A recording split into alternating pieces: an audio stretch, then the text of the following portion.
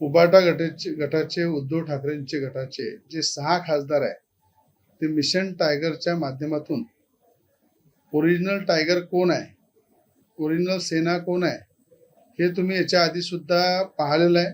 ज्यावेळेस एकनाथ शिंदे यांच्यासोबत उद्धव ठाकरे गटाचे अनेक आमदार जेव्हा गुवाहाटीला गेले त्याचं कारण असे होतं की एकनाथ शिंदेचं नेतृत्व शिवसेनेमध्ये त्यांनी मान्य केलं होतं. त्याचप्रमाणे मिशन टायगर याच्यामध्ये 6 उबाटा गटाचे जे खासदार आहे ते सुद्धा आता दिल्लीला पोहोचलेले आहे. ते स्वतंत्र गट त्या ठिकाणी निर्माण करत आहे.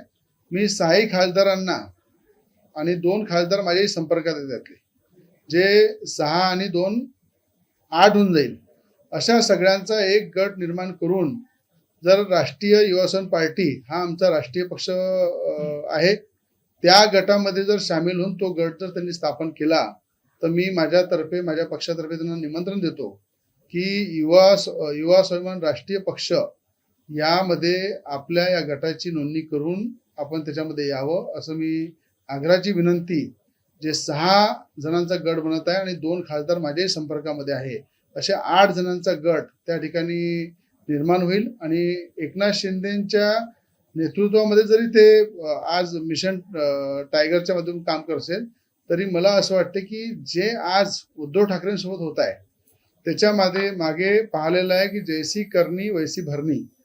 ज्या वेळेस नवनीत राणा खासदार असताना त्यांना हनुमान चालिसाचा विरोध करून मुख्यमंत्री उद्धव ठाकरे असताना त्या मुख्यमंत्रीचा पॉवरचा दुरुपयोग करून त्यांनी 14 दिवस जेलमध्ये टाकलं. नवनीत राणांना एका महिलेला जेलमध्ये टाकलं, एक आमदार मी असताना मला जेलमध्ये टाकलं.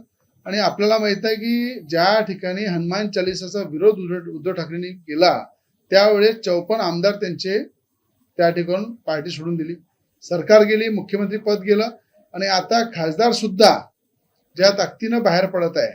शेवटच्या क्षणी संजय राऊत आणि उद्धव ठाकरे हे दोघंच त्या पक्षामध्ये राहतील आणि दुसरं कोणी राहणार नाही. येणाऱ्या 6 महिन्यामध्ये संपूर्ण उबाटा गट हा खाली होऊन जाईल आणि त्या ठिकाणी संजय राऊत आणि उद्धव ठाकरे हेच उबाटा गटामध्ये शेवटचे शिल्लक राहिलेले दिसतील. आणि या 6 खासदारांना माझी विनंती आहे की राष्ट्रीय युवा पक्षामध्ये आपण गट स्थापन करून आमच्यासोबत यावं.